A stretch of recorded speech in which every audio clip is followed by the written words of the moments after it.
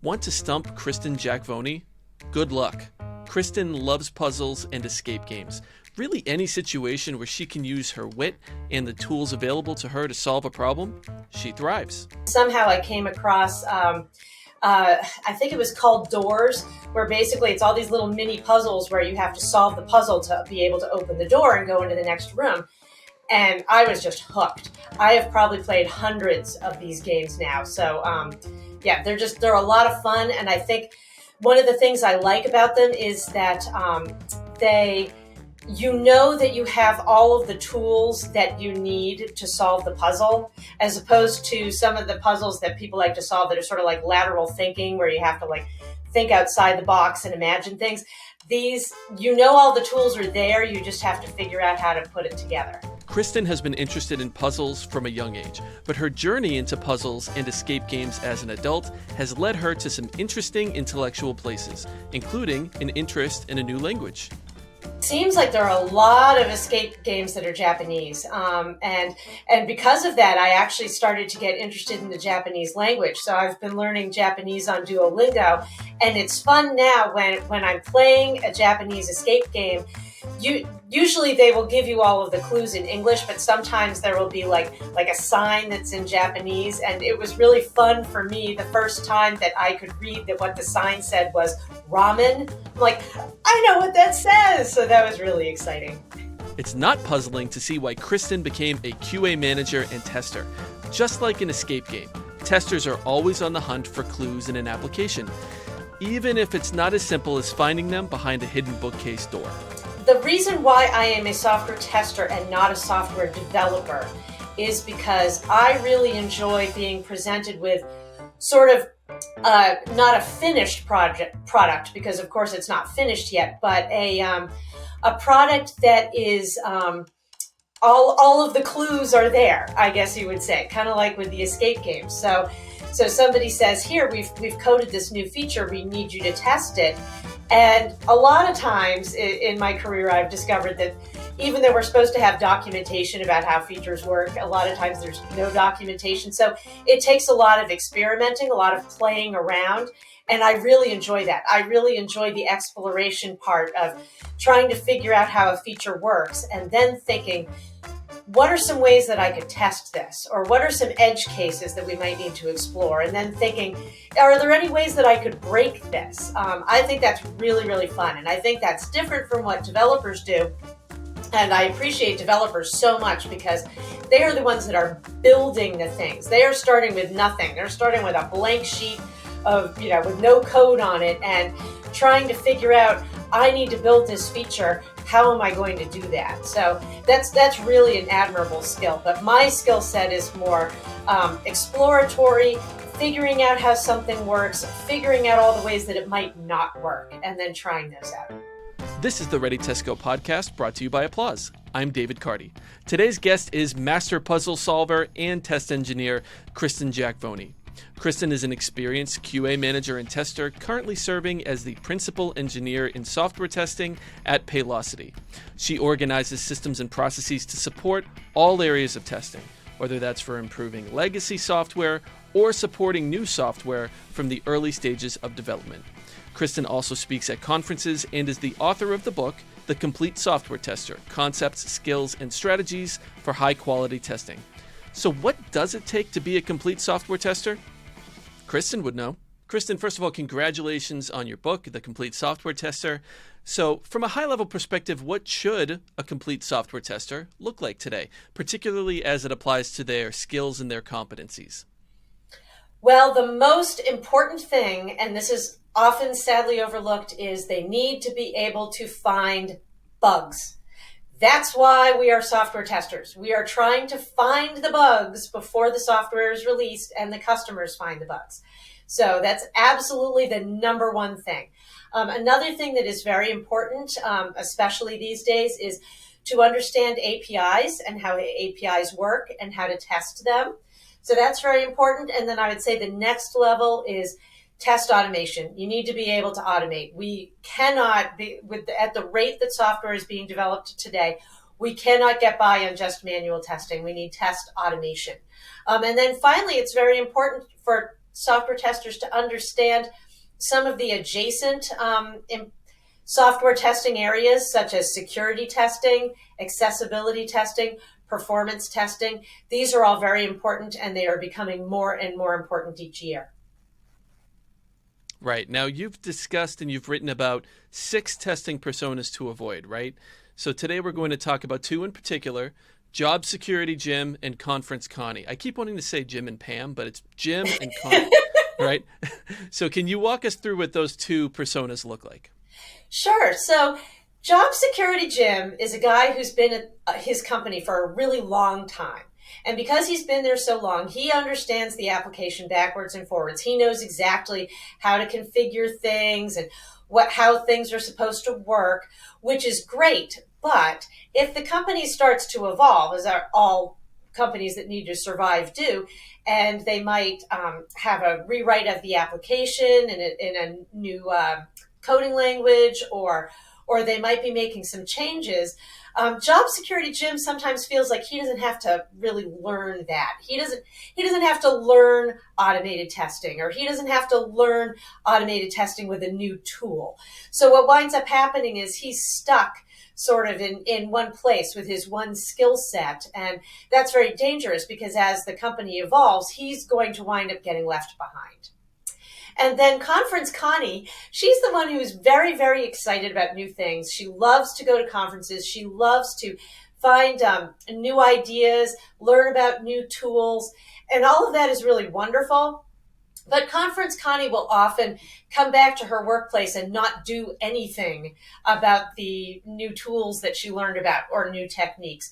Or sometimes, this is sort of a variation of Conference Connie, she might go back to her workplace and say, we need to scrap everything that we've done so far with our automation and start all over again with this new tool. So both of those things are very disruptive. And both of those things are, Connie is learning, but she's not learning deeply. Connie is not learning in such a way that she's actually going to be able to benefit her team. So the thing that Jim and Connie have in common is both of them are not learning and growing. Right. It's interesting because they are diametrically opposed in some ways, but they actually have some similarities here. So to go back to Job Security Jim, this person brings a lot to the team, right? I mean, they have some deep domain knowledge that can be really useful in that respect, but there's also some negatives. So can we dig into a little bit more of what they bring to the team with respect to what they offer their fellow team members, and what some of their weaknesses are there? Yeah, so the positives of Job Security Jim are that he knows where all the bodies are buried, as it were. So he understands, all the little tips and tricks for if something's not working correctly, or what those bugs are that have been sitting around forever and nobody has bothered to fix, and how to work around them. He might also have knowledge about how to configure complicated testing situations. So those are all real positives. But the negatives are, as he falls behind, as his skill set doesn't improve while what's needed for the job becomes more complex or more advanced, he's going to start to become a bottleneck. He's going to be the guy that is continuing to do the old manual testing or using the old slow tool while everybody else is waiting for him to get his work done so that they can continue to move forward. Right. And you said test automation is one of those skills that a complete software tester should have. It's one of the things we talked about right off the bat. So, as time goes on, more testers will be expected to embrace automated testing. So this is an area where Job Security Jim in particular is likely to get left behind, right? Oh, absolutely. Yeah, without question. I mean, there are a few jobs left today that require manual testers, but they're very few. They don't pay well. They don't allow for good career advancement. So you've got to learn how to automate. I mean, and if, you're just as smart as everybody else is, speaking to the audience here. And if other people can learn how to do it, so can you. So you got to start. Right. Now, I've done the conference circuit before, as have you. It can be a great source of inspiration and ideas, that kind of thing. But that's kind of some of the challenge, right? How can the Conference Connie persona get a little bit more focused or a little bit more grounded to come back to their team or their organization with some real, concrete, actionable ideas? Well, I've got a couple ideas about that. So one idea would be that Conference Connie should think about what problem she's trying to solve before she goes to the conference. So let's say, for example, on her team, they realize, oh, we're struggling with our mobile automation. We want to get better at mobile automation. So she could go to that conference and sign up for, some of the presentations that are going to help her answer that question. So then she can focus and she can start making a list of actionable information that she can take back to the team. Another thing that she could do, if there's no particular problem that the team needs to solve, she can go and while she's attending the sessions and taking notes, she can be thinking about what is an actionable step I could do when I get back to the team about this one thing that I'm learning. And because she's so excited, she's probably going to come up with like 20 different actionable steps. But what she needs to do is, maybe on the plane ride home, she needs to be looking at what did she have on her list and picking maybe just one or two things to take back to the team.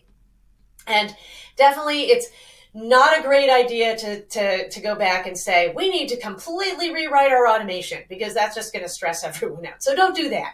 I mean, if there's a real problem with the automation, then, maybe you might want to say, I'm going to do a proof of concept on this one new tool, and then we'll discuss it afterwards. Something like that's okay. Right. And to that point about stressing out your fellow team members, Conference Connie can be perceived as a dog chasing cars, right? There's always another bright, shiny one coming around the corner, right? So if you are already Conference Connie, with all of these grand ideas you come back with, but you're trying to be more grounded, you're really trying to actually make these things actionable, what can she do to sort of fight that negative stigma that might be attached to him or her? I think she needs to start building some trust. So when she comes back, she's going to come back. She's going to be excited. She's going to be filled with ideas. I would encourage her to maybe write a blog post about it. Like if the company has maybe a place where they can share those things, or just write a document. But then when she meets with the team, just have one idea. Like, hey, everybody, do you remember that problem we were having where we were having trouble figuring out how to parallelize our testing? Well, I learned this one tip that I think will help us, and have it be something that the team can adopt without a great deal of pain and stress. And so when the team adopts that, then they're going to say, hey, Conference Connie's got some good ideas. So, maybe we'll listen to her a little more next time instead of, oh no, here we go again. She's going to come back with 10 things that we can't use. So I think it's just slowly building up trust that way. Right, that makes sense. Now, the stark difference between these two personas, it speaks to that DevOps-y kind of idea of evangelizing knowledge, right? And that all sounds good until you've got these two very, very different types of people. One is resistant to change, but really digs in deep and absorbs information on a detailed level. The other loves the idea of change, but might struggle to implement it or kind of get to that next level, or even understand it in a concrete way sometimes, right? Is that how you see it? And how can managers kind of affect change with these two personas and evangelize knowledge in a way that will really stick? Oh, that's a great question. And I think that that's something that a lot of companies struggle with, because there's always going to be a tension between we need to grow and evolve and change, and we need to keep things the way they are.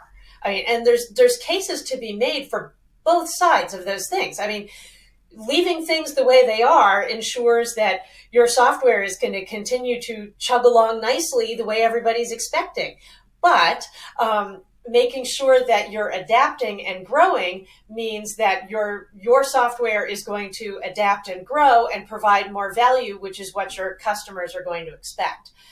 So I think the most important thing to do is to strike a balance between the two and make small incremental changes, evaluate those changes, and then come up with what the next step is and continue to move forward. And I think it's also very important, and there are a lot of teams, especially managers, like to do this. They like to come up with the big idea and expect that everybody's going to pivot to the big idea, but then they get distracted, they think about something else, and then the big idea is lost. And those who were trying to implement it are stuck with, well, what do we do now? Do we keep trying to implement the big idea, or do we go back to the way things were? So I think slow and consistent progress is the best strategy. Right, and probably a case to be made for keeping things the same and implementing change at the same time, right? Depending on the project or depending on the team even. So definitely speaks to that, what you're talking about, striking that balance. So when these personas hit the job market, what are some immediate red flags that you can spot? Are there items on their resume or things lacking from their resume that really stick out to you right away? Yeah, I think there's two different things that I look for that are potential red flags. And one is the job history. So Job Security Jim might have been at his company for 20 years.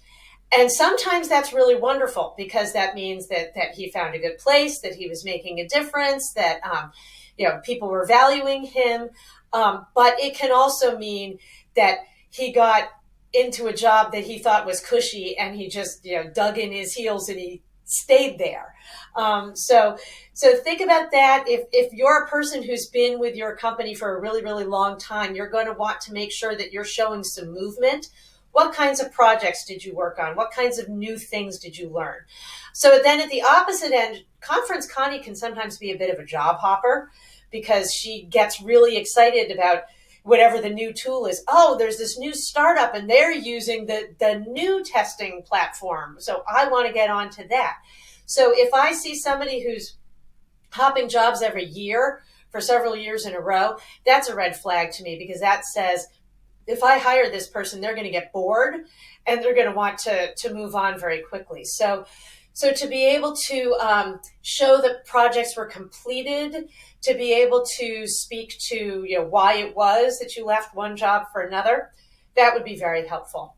And then the other thing that I look for on resumes is also skills. What skills do these people have? And so if I see Job Security Jim is using one antiquated tool that no other companies are using, that's a red flag for me because I think, Job Security Jim hasn't bothered to learn, let's say, Node.js, and we use Node.js all the time. So how do we know that Job Security Jim is going to be able to transfer his skills to our team?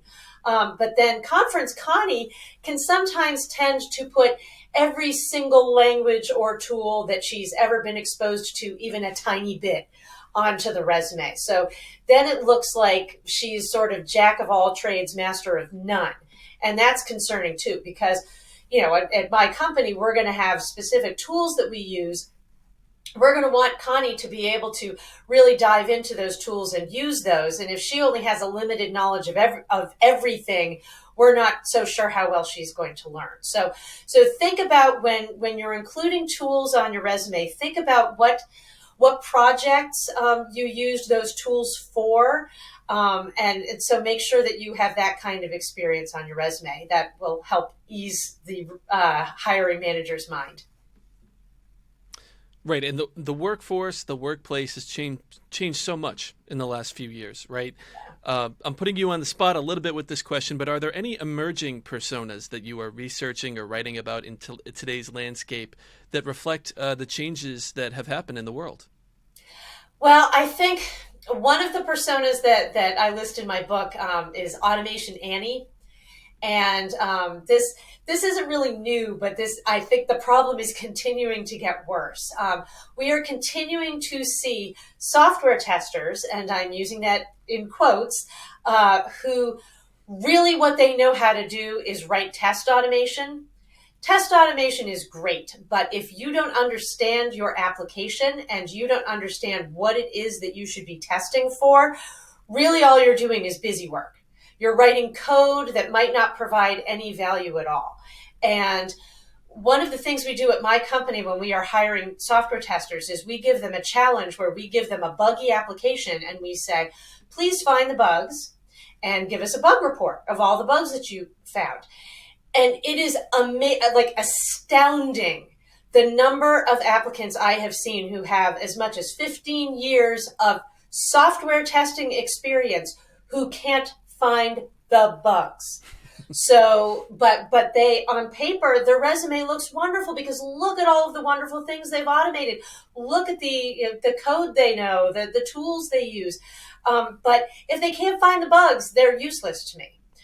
So I think that's a disturbing trend, and it has continued to get worse. That's interesting. In some cases, is it somebody that is struggling with the pressure of finding the bug in that particular situation, or is it just a skills issue there? I think it could be a skills issue. I don't think it's a pressure issue because it's not timed. The challenge that we give them is, take a few days, see what you can find. So I don't think it's that. I think for a lot of automation Annies, I think they actually aren't interested in finding the bugs. What they like is they like to write the code to test the software. Like they find that fun. And I think maybe it's sad to say, but I think there are some people who enjoy writing code, but they don't want to be software developers because they don't want to be held accountable for making a feature that then people can't use. But if they write test automation that is flaky and has lots of false failures, they might not be held accountable, especially if they're job hopping from place to place. So I think that's what it is. I think it is a lack of skill set and in some a lack of caring. Wow, that's an interesting trend to keep an eye on, and it really speaks to the value of effective exploratory testing. As much as we want to focus on automation, really gets back to that point. So, Kristin, if there's one blanket piece of advice that you could give to a tester who is really struggling to figure out the next step in their career, what would that advice be? Well, one piece of advice would be read my book, but seriously, I think don't feel like you have to boil the ocean. That's the expression where you take on too much all at once. I think sometimes testers can be hard on themselves and they can feel like there's so much that I don't know. But all you need to do is find one area to work on. Say to yourself, what is something that is a weakness that I have right now that I could learn, a skill set that I could improve on that would have a big impact on my career? And so for some testers, it may be automation. And so what they can do is there are lots of great tools and programs that they can use to learn how to automate testing, including I've got a whole section in my book about test automation and how to sort of get started with test automation. So set a small goal for yourself. Maybe, this month I'm going to look at what my team has in test automation and I'm going to try and make a change to one test to improve it or something like that. Or if your team doesn't have any test automation at all, you could say, I'm going to pick a test automation tool and I'm going to do a little proof of concept and run one test. Just small things like that. Another thing that's very helpful, and I got this tip from a coworker, is to actually put time on your schedule for professional development. So if you say to yourself, every Thursday at 3 p.m., I'm going to take an hour and I'm going to work on improving my skills, and mark it off as a meeting for yourself. Nobody has to know that it's just a meeting with yourself, so they won't invite you to whatever other meeting is happening in that time. And then you can say, I'm busy, I'm in a meeting, and you can use that time to improve. So start small and be consistent. Right, and I know in your book you were really purposeful about including some different things that the reader can work through, some different examples, right? Yes. In the automation section, I actually have GitHub repos that you can pull down, and you can actually run those things on your own computer at home to see how they work. I know one of the ways that I really like to learn things, especially around coding, is I like to see how somebody else did it. And then I can transfer, I can say, oh, well, that's the syntax to do such and such. So now I can just copy that and put it in my own project. I've also created, as part of this book, to go along with the book, although you don't even need to buy the book to use it, there's an application, a web app with an underlying API that anybody can use to test. And they can test, making API calls and then seeing the result of those calls. If they go to the web app and they can see how those two things work together, they can actually use it to practice writing test automation. So that's a useful tool. And with the book, you can really kind of step through how to start to acquire those skills. Okay, Kristin, final sprint questions here. In one sentence, what does digital quality mean to you? To me, digital quality means applications that are providing value to their users and are doing so reliably. Perfect. What will digital experiences look like 5 years from now? I'm expecting that 5 years from now that people will have a more personalized experience with all of their applications.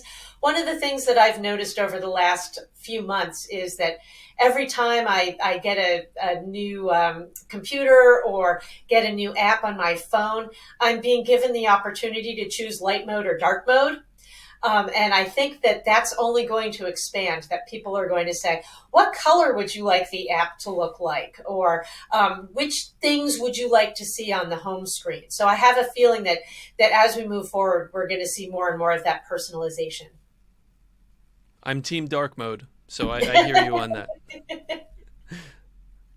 What is your favorite app to use in your downtime? So it was hard to choose. I have three because I like to always have my brain going no matter what I'm doing. So if I'm running on the treadmill or if I'm doing the dishes or folding the laundry, I like to have something going on in my brain. So I really, really enjoy Audible. I enjoy listening to books while I am walking or running. That just keeps me engaged and keeps me thinking about how much I'm suffering on the treadmill. And then I also really like podcasts. I have an app called Podcast Republic. So I'll listen to podcasts while I'm doing things like folding the laundry. And then for while I'm working, I love Spotify. I like to listen to music while I'm working, especially if I'm doing sort of like deep testing. I like to have that music kind of going on in the background. So all three of those, I'm not sure I could live without any of those. Sure. Totally understandable. And Ready Test Go is available on a podcast player near you. And final question for you here. What's something that you are hopeful for? I am hopeful for more software quality.